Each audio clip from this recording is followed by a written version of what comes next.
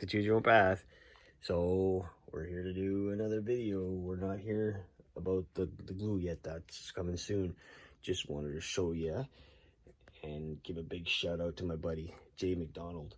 Mr. McDonald fixed my printer for me. I had some issues in here and here, and he fixed it up. The guy's great.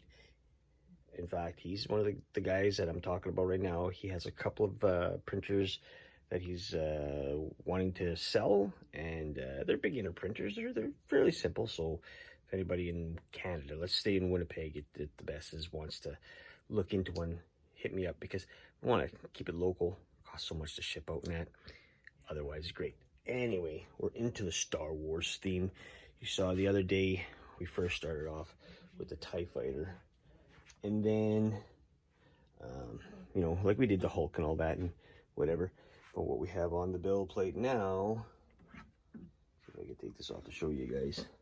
It's just finished yesterday. So what we did was we have ourselves a Han Solo in carbonite. Kind of funky. Oops, it's still got some dripping to do. So that's because it's got the hole in it. So that stuff has to drip.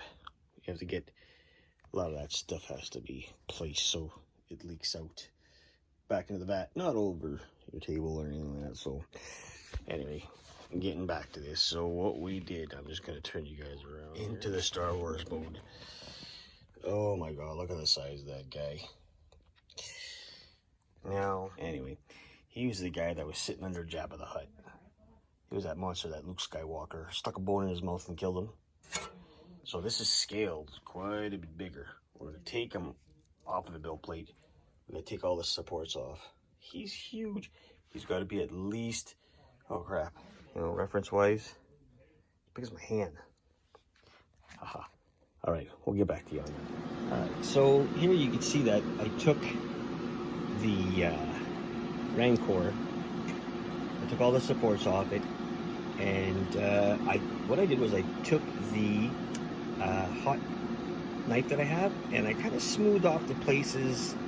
You can sand them and stuff like that, but what we're going to do now is we're going to prime everything. Now we're doing, this is mostly the Star Wars theme except for the Incredible Hulk. We have our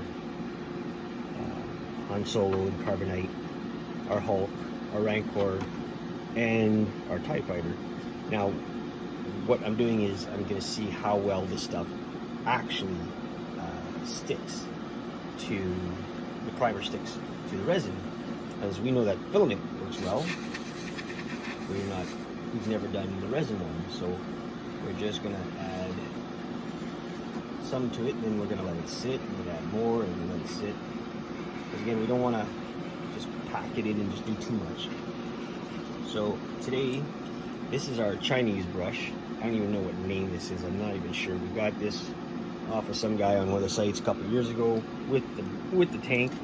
It's just a cheap airbrush tank, and I like to use this one a lot when I'm just putting my primer on, because then I don't have to worry about, you know, this is my primer brush. The other one would basically be for painting and so on and so forth. So all we're gonna do is add primer to these guys, and then we'll paint it up and we'll show you what we got going on. I'm going to do some priming here, and I'll get back to you.